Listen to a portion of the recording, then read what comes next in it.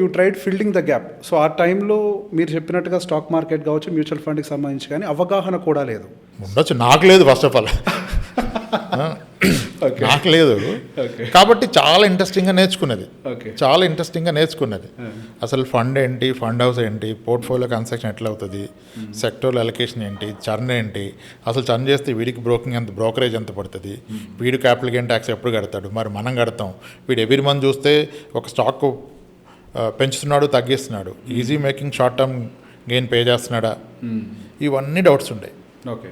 So కాబట్టి ఎప్పుడు mutual fund employees కనపడ్డా, ఫండ్ మేనేజర్ కనపడ్డా ఇక మొత్తం లాగేసేది కూర్చొని. అట్లా చాలా ఇంట్రెస్ట్ క్రియేట్ చేసింది నాకు మ్యూచువల్ ఫండ్. ఇంకా అది స్టార్ట్ అయ్యాక అన్నీ వదిలేసాం. ఓకే. ఇంకా ఏది లేదు. ఆల్రెడీ ఈ లోన్స్ అన్నీ వదిలేసాను. నా దగ్గర ఇద్దరు ఎగ్జిక్యూటివ్స్ ఉంటే ఇద్దరికి నేర్పించారు, మీరు చేసుకుంటా చాలా డబ్బులు ఉందని చెప్పాను. వాళ్ళిద్దరు చేసుకోవడం మొదలుపెట్టాడు. వన్ ఆఫ్ మై ఎగ్జిక్యూటివ్ అయితే ఒక డాక్టర్ దగ్గర కాంపౌండర్ చేసేవాడు ఈవినింగ్ క్లినిక్లో. అది మానేసి ఇదే మొదలుపెట్టాడు. Is making very decent money, never expected. అంటే మనం ట్రైన్ చేశాం కదా, is doing good, I'm happy. వాళ్ళిద్దరు సెటిల్ అయ్యారు కదా. ఇప్పుడు ఇప్పుడు బ్యాంక్లో ఎంప్లాయ్ అయిపోయాడు. సో అప్పుడు ఇవన్నీ వదిలేసి ఇంకా కంప్లీట్ మ్యూచువల్ ఫండ్ పట్టుకున్నాక మనకి ఎక్కడా రిలవెంట్ ఎక్స్పీరియన్స్ లేదు కదా. ఏం చదువుకున్నామంటే ఏం చెప్పాలి నేను కదా, ఏ బీకామ్ చేసినా బాగుంటుంది, కానీ ఎలక్ట్రికల్ ఇంజనీరింగ్ మ్యూచువల్ ఫండ్స్ అమ్ముతున్నాడు అంటే దాట్స్ మళ్ళీ అగైన్ సిఎఫ్ఈ చేయడం జరిగింది. ఓకే. ఇంకా అలా నడిచింది అంతే, అవుట్ ఆఫ్ ఇంట్రెస్ట్. సో ఒకరోజు డార్మెటరీలో ఒక మనిషి కోసం వెయిట్ చేసిన ప్రయాణం ఈరోజు మీకోసం మినిమం 6 నెలలు వెయిట్ చేసే స్థాయికి ఎదిగారు. That's okay. అది చాలా గొప్ప విషయం కదా సార్. ఇప్పుడు ఒక మనిషి కోసం 6 నెలలు వెయిట్ చేసి ఈరోజు మీరు ఎంతోమంది జీవితాల్లో వెలుగు నింపుతున్నారు.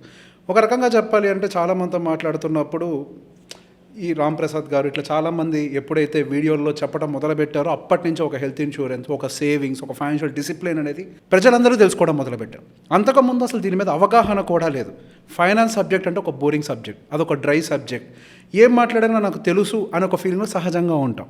కానీ నాకు తెలియని చాలా విషయాలు ఉన్నాయని చెప్పేసి మీరు చెప్పే ప్రయత్నం చేశారు.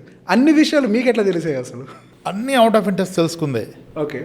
మన సబ్జెక్ట్ కానప్పుడు ఇంట్రెస్ట్ బాగా పెరుగుతుంది. అంటే మీ జీవితంలో ఎదుర్కొన్నారా? అంటే ఎదుర్కోవటం ఇన్ ద సెన్స్ ఏమైనా సమస్యలు ఎదుర్కొంటే సహజంగా ఒక వ్యక్తికి అనుభవం అనేది ఎదుర్కొంటే వస్తుంది, లేకపోతే చూస్తే వస్తుంది. చూసారా, ఎదుర్కొన్నారా? అంటే మన గురించి మనం చెప్పుకుంటే అందరి లైఫ్లో ఉంటుంది. I see lot of inspiring personalities, people surrounded by me. Okay. చాలా ఇన్స్పైరింగ్ ఉంటారు. ప్రతి ఒక్కరితో మనప్పుడు కొత్త విషయం తెలుస్తుంది. ప్రతి ఒక్కరి లైఫ్లో ఒక హీరో ఉంటాడు. అది ఐడెంటిఫై చెయ్యం అంతే. చాలా ఉంటాయి, ఇంకా అవన్నీ చెప్పుకొని కూడా అనవసరం. ఇప్పుడు చాలామంది పేరెంట్స్ వాళ్ళ పిల్లలకి చెప్పే ప్రయత్నం చేస్తారు, ఎంత కష్టపడి ఇదంతా ఫేక్ డాడీ అలా ఉండదు అంటే డాడీ. ఇప్పుడు గవర్నమెంట్ స్కూల్లో చదువుకుంటూ మాకు బెంచెస్లో కింద కూర్చున్నావు అంటే ఏమనుకుంటాడు మన పిల్లలు, ఇదంతా స్టోరీ డాడీ అట్లా ఉండదు అనుకుంటారు. అది చెప్పే ప్రయత్నం కూడా చేయను నేను. ఓకే.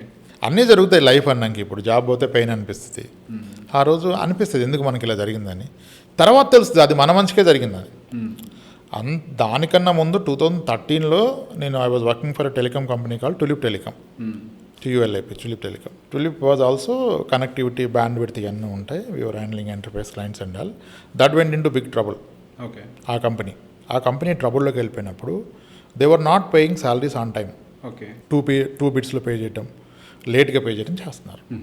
అప్పుడు నేను I try taking home loan. Okay. Uppal Chilka నగర్లో ఒక ఫ్లాట్ చూసి నాకు బాగా నచ్చింది. అది ఫ్లాట్ అడ్వాన్స్ ఇచ్చి వచ్చి హోమ్ లోన్ అప్లై చేశాను.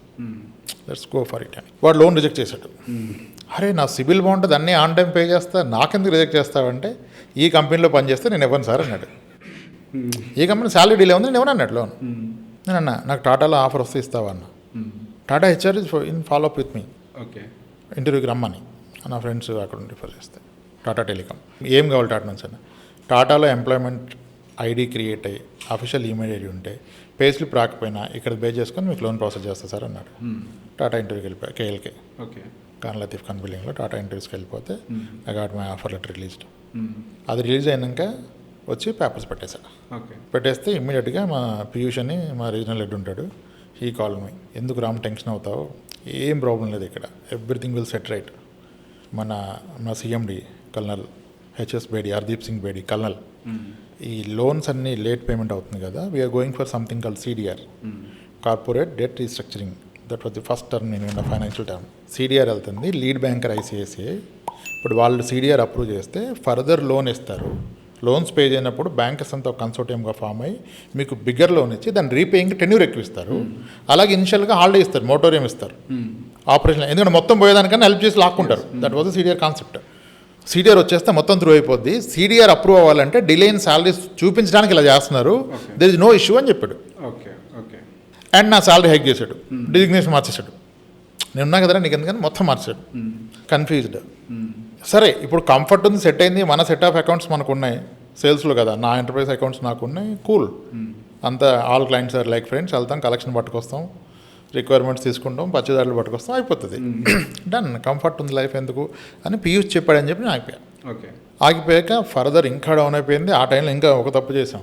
మా కంపెనీ షేర్ 600 నుంచి 125 పడిపోయింది. సీడీఆర్ అప్రూవ్ అయితే పెరిగిపోద్ది కదా, మరి ఇంటర్నల్ న్యూస్ కదా, ఇంటర్నల్ న్యూస్ ఉందని మేము పర్సనల్ తీసుకొని పెట్టాం కష్టం మీద, అటు ఇటు ఎక్కడ పడితే అక్కడ లోన్ తీసుకొని. అది తర్వాత 0 అయిపోయింది. ఆడు పే చేయలే శాలరీస్. ఓకే, శాలరీస్ పే చేయలేదు, వెండర్స్కి పే చేయడు, క్లయింట్స్ సర్వీస్ వెళ్ళకపోతున్నాం. ఇంకా ఇది బ్యాడ్ ఉన్నప్పుడు ఎవరు జాబ్ తీసుకోడు. అంతకంటే ముందు చాలామంది ఇక్కడ నుంచి వడాఫోన్ వాటికి వెళ్ళిపోయారు మా కొలీగ్స్. అప్పుడు మేము అలా మనకు మంచిగా ఉందని ఉండిపోయాను. ఆ టఫ్ టైంలో ఉన్నప్పుడు వెళ్ళినందుకు ఎవరైతే నన్ను రిటైన్ చేశాడో వైస్ ప్రెసిడెంట్, ఆయన ఒకరోజు ఫోన్ చేసి ఆయన జాయిన్ అయిన కంపెనీకి నన్ను తీసుకున్నాడు.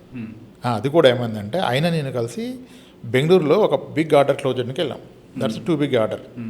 ఓకే, ఒక రిటైల్ మొబైల్ చైన్స్కి connectivity for their 470-500 locations, big purchase order. మొత్తం ఎక్కడి నుంచో కోఆర్డినేట్ చేశాను. నేను బెంగళూరు వెళ్ళా, ఆయన బెంగళూరు ఆఫీస్ అక్కడి నుంచి వచ్చాడు.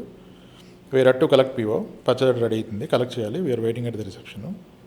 పీయూష్కి మెసేజ్ వచ్చింది, చెప్పాడు, Ram let us not pick this order, you tell him will come again, some feasibility issue చెప్పు, will come again, let not take this order అన్నాడు.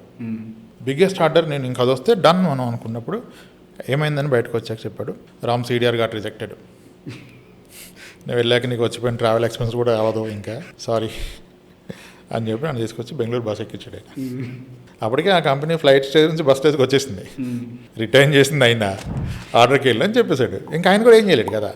అతనే నన్ను ఇంకో కంపెనీ జాయిన్ అయితే తీసుకున్నారు. ఆ కంపెనీ నుంచి బయటకు వచ్చి మళ్ళీ ఆ కంపెనీకి పోయింది. All I mean to say, లైఫ్లో కొన్నిసార్లు కొన్ని జరిగినప్పుడు that is happening for a future good, today's bad is for a future good thing. ఏదో మీ మంచి కోసం ప్రిపేర్ చేసి జరుగుతుంది. ఆ రోజు టాటాకి వెళ్ళలేదని రిగ్రెట్ అయ్యా. అదే నేను టాటాకి వెళ్తే తర్వాత నా జాబ్ పోయేది కాదు కదా. టాటాకి వెళ్తే ఇంకా బయటకు రారు. అవును, ఒక కంఫర్ట్ జోన్లోకి వెళ్ళిపోయాడు. Most of the Tata group companies employees ఎవరు బయటకు రారు. ఈవెన్ టీచర్స్లో I see lot of clients 20 years, 22 years, 19 years. Tata tele అంతే కదా, టాటా కమ్యూనికేషన్ అన్నీ అంతే.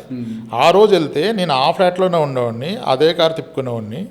మేబీ సాలరీ ఒక 2 times 3 times అయితే ఆ కంఫర్ట్ జోన్ నుంచి బయటకు వచ్చేవాడిని కాదు. ఆ థాట్ వచ్చేది కాదు, జాబ్ కాకుండా ఇంకోటి ఉందన్న thought. That's where I realise everything is for our good. ఇప్పుడు మీరు అంటున్నారు గుడ్, మంచికి జరిగింది అని. మీ ఏఎం ఎంతవరకు గ్రో అయి ఉంటుంది సార్ ఇప్పుడు? యువర్ అసెట్ అండర్ అడ్వైస్ చాలా పెద్దది అంటే నాకు మీకే చెప్పండి. సరే, అరౌండ్ 300 crore ఉంటుంది. 300 కోట్లు అంటే ఈ లెక్కలో అసలు మీ ఆదాయం ఏంటంటే చాలా మందికి ఆగిపోతాయి. అట్లే ఎప్పుడు ఎవరు వేరే వాళ్ళతో కంపేర్ చేసుకోవాలి అలా అని కాదు. లైక్ మీరు ఎక్కడి నుంచి వచ్చారు, ఎక్కడో ₹1,00,000 మీరు చెప్పారు. ఒక కంఫర్ట్ జోన్ని వదిలేస్తే ఇప్పుడు 300 కోట్ల అసెట్స్ మీ అండర్లో మేనేజ్ చేస్తున్నారు అని చెప్పేసి. ఒకవేళ మీరు అక్కడే ఉండిపోయి ఉండుంటే ఈరోజు ఇంతమందికి మీరు పరిచయం అయి ఉండేవాళ్ళు కాదు. ఇప్పుడు ఒక రకంగా చెప్పాలంటే ఒక సామ్రాజ్యాన్ని విస్తరిస్తున్నారు మీరు. ఒక ప్రైవేట్ లిమిటెడ్ కంపెనీ ఫార్మేషన్ చేశారు, ఎంతోమంది క్లయింట్స్ని గైడ్ చేస్తున్నారు. సో ఈ అచీవ్మెంట్ అనేది డెఫినెట్గా అది కూడా షార్ట్ పీరియడ్. గట్టిగా 2016లో స్టార్ట్ అయిన మీకు నా ఎయిర్ అనే 17లో వచ్చింది. తర్వాత 2 years back company private limited air అని తీసుకొని. ప్రైవేట్ లిమిటెడ్ ఎందుకు చేశారు అసలు మీ కంపెనీని? అంటే I want my own brand. Okay, అంటే క్లయింట్స్కి ఒక కాన్ఫిడెన్స్ బిల్డ్ అవ్వాలి కదా. ప్రైవేట్ లిమిటెడ్ మన ఓన్ యాప్. ఓకే, ఇప్పుడు ఇంత బిజినెస్ బిల్డ్ చేశాక నా నెక్స్ట్ ఎవరో తెలవాలి కదా కంపెనీ నా క్లయింట్కి. క్లయింట్ ఆయన లైఫ్ టైం ఎర్నింగ్ మన దగ్గర పెట్టి, ఆయన పిల్లల భవిష్యత్తు మన దగ్గర పెట్టినప్పుడు ఆయనకు ఒక కాన్ఫిడెన్స్ బిల్డ్ చేయాలి. యాజ్ అన్ ఇండివిజువల్ అయితే కుదరదు కదా. ఒక ప్రైవేట్ లిమిటెడ్ అయితే I have other directors, my family members are other directors ఉంటే మన ఆప్షన్స్లో ఎవరో అది రన్ చేస్తారన్న ధైర్యం ఉండాలి. మళ్ళీ ఆ డౌట్ ఆయన మైండ్లో ఉంటే ఆయనకి పీస్ఫుల్ స్లీప్ ఉండదు. ఓకే, 1 crore అయింది, 2 crore అయింది, సెలబ్రేషన్ చేస్తాం. మరి రేపు రాంప్రసాద్కి ఏమన్నా అయితే ఏంటంటే మనం ఎప్పుడు మీకేమన్నా అయితే అంటే టర్మ్ ఇచ్చినప్పుడు మనకేమన్నా అయితే ఏంటో ఆన్సర్ ఉండాలి కదా మన దగ్గర. అసలు ముందు నాకు ఉండాలి కదా అట్లీస్ట్. నా company also should get protected కదా రేపు నాకేమన్నా అయితే. So that's where I want to build my own brand, customers confidence. నా తర్వాత ఏంటనేది కూడా క్లారిటీ పెట్టాలని I went for private limited. Okay. అసలు బిజినెస్లోకి వచ్చే ముందు బేసిక్ ఫైనాన్షియల్ సెక్యూరిటీ ఏ విధంగా చూసుకోవాలి? పెళ్ళి కానివాడు ఎలా చూసుకోవాలి, పెళ్ళి అయిన వాడు ఎలా చూసుకోవాలి? పెళ్ళికైనాడు దూకొచ్చు ఎక్కడికైనా, ఆడికేం ప్రాబ్లం ఉంది. కానీ ఇట్స్ ఆల్ డిపెండెంట్స్ ఉన్నారు. రెస్పాన్సిబిలిటీ ఉంటే అసలు బిజినెస్ చేయడం ఎంతవరకు కరెక్ట్ కూడా ఆలోచించుకోవాలి. Okay, business is not for all. Okay, ఆయన చేసాడు నేను చేస్తానంటే అవదు అసలు. అసలు నా పర్సనల్ ఒపీనియన్